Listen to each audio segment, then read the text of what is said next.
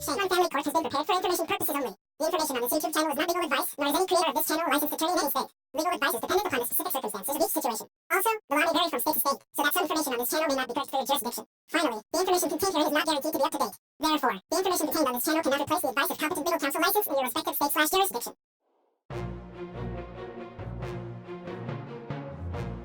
Hey, Terry!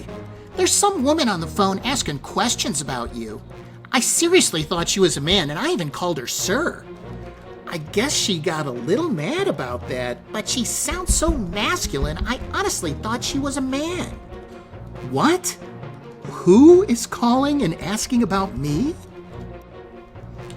Well, I think it's your Ned's ex-wife. She's angry and very, very rude. She obviously doesn't know how to be a professional. I mean, this is a law firm, not a sewing circle. Good grief. I'm sorry about that, Denise. She doesn't appear to know how to conduct herself like a reasonable adult.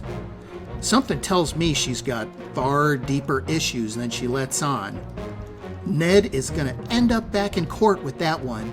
She can't even follow simple court orders.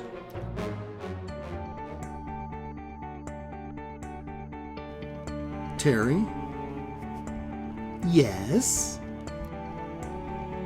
You might find this strange, but I've been waiting for an average day and an average moment in time because I don't want this day to be about anything else. You're so silly, Ned. I have no idea what you're talking about right now. I know you don't, Terry. That's what makes this so great.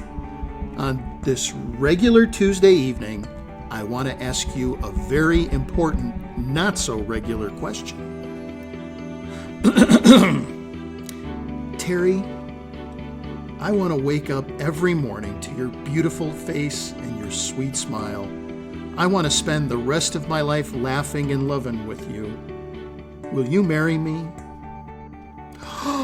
Oh my gosh, Ned, yes! Yes, I will marry you!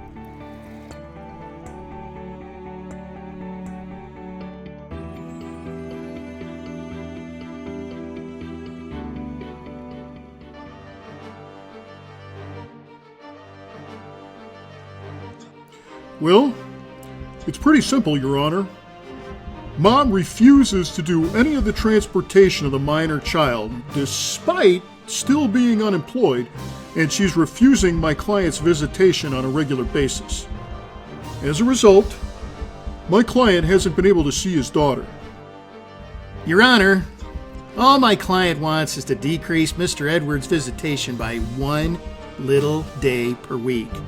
She also wants to eliminate one of his overnights because, well, he works, so he really can't devote adequate time to the child. So the child should just remain with my client. Counselor, what your client is asking for is to decrease Mr. Edwards' visitation with his daughter by a little more than a full week each month. I am not inclined to issue orders to decrease his timeshare. I am, however, issuing a behavior order for the parties and, as Mr. Edwards requested, the honk and seatbelt rule as well. Ma'am, you need to remain in your vehicle and honk the horn to let Mr. Edwards know you have arrived so he can send the child out to the car. You will no longer be allowed to exit your vehicle during the exchanges. Now, ma'am, you have been told by this court before you will not interfere with his visitation time again. With regard to your claims that Mr. Edwards has not been making timely child support payments, I find that to be unfounded. You opened up a child support case against Mr. Edwards because you claimed he was making late payments. But Mr. Edwards' bank records and the statement from the district attorney's office seem to show otherwise. His child support checks were cashed by you on the first week of each month. Ma'am, you do understand that the U.S. Postal Service does not deliver mail on the same day, right? So, if you're now unhappy with getting your child support payments through the DA's office, you're going to have to make arrangements to close that case on your own.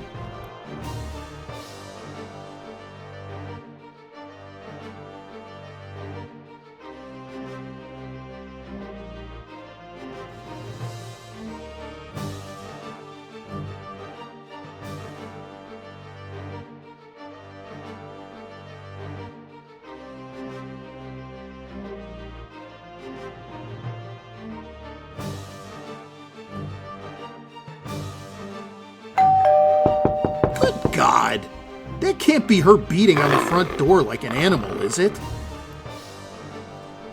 Unfortunately, I believe it is, honey. I thought she was supposed to be here at 7:30. It's only 6:45 now.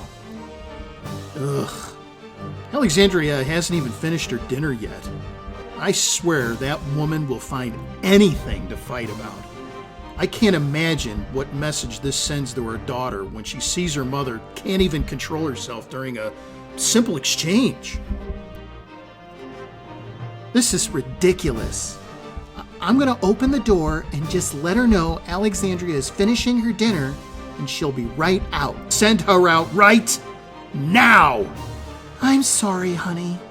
She's all kinds of angry now and demanding that you send her out immediately without even eating her dinner. She really is one angry and unreasonable woman, I'll tell you that. I feel bad for Alexandria. It's no wonder that poor kid has so much anxiety when her mother comes to get her. That's selfish behavior, and I can't believe she would act that way in front of her own daughter. It's just more of the same. Lychee was always like this. If she ever decided to get angry with someone, and I mean anyone, she behaves like a wild animal that's been caged too long. It's always been embarrassing and unreasonable, whether it be with a store clerk, someone on an airplane, whatever it may be. She has always made loud, crazy public scenes, sometimes even in a restaurant. This is just more of the same.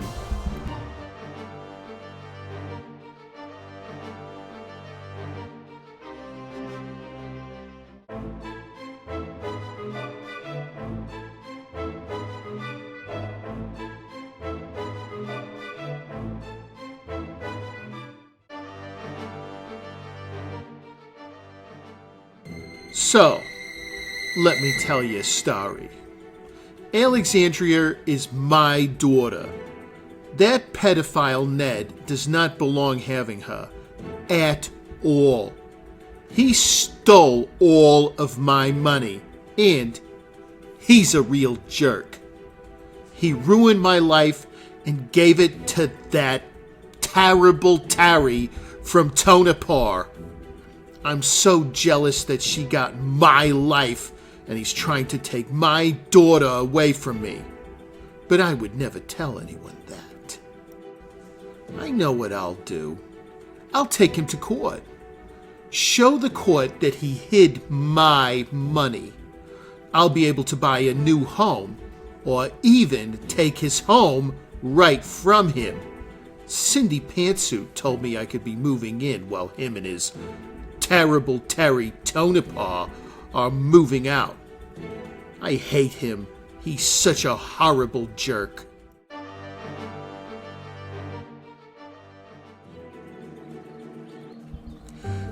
You know, Lychee, my years of legal expertise are going to really help you. I know you're not a very skilled writer, so I'd even be happy to respond to your ex-husband's emails. I would be even happier to look up the words he uses that you don't understand. What do you mean? Of course I understand what he writes, but I just can't read any more of it. I can't take it. Hey, what can I get from him if I take him to court? Well, I have seen some judges award an entire home to the offended party when there's hidden money. And looking at your forensic accountant's report and my math skills, I'd say you're looking at about $300,000 in compensation you're owed. You could be moving in while he's moving out. Oh, that's wonderful. I would love nothing more than to take that house from him and live there with Dave and Alexandria. It's way nicer than anything he bought for me. So, not to change the subject, but who's that new guy you're seeing? Oh, you mean Bucky? I only slept with him because I was lit up on cheap tequila. He's gross. Bucky? Oh, you mean the guy that looks like a chipmunk? That's awful. That would take more than just some cheap tequila to get me to do that. Are you too lazy to use your vibrator? Just loneliness and cheap tequila. He's single and has a good job, though. So, he makes good money? Oh, yes. I think he makes over 6 figures working as a contractor at Area 51. Sounds like he might be a good backup plan. Someday.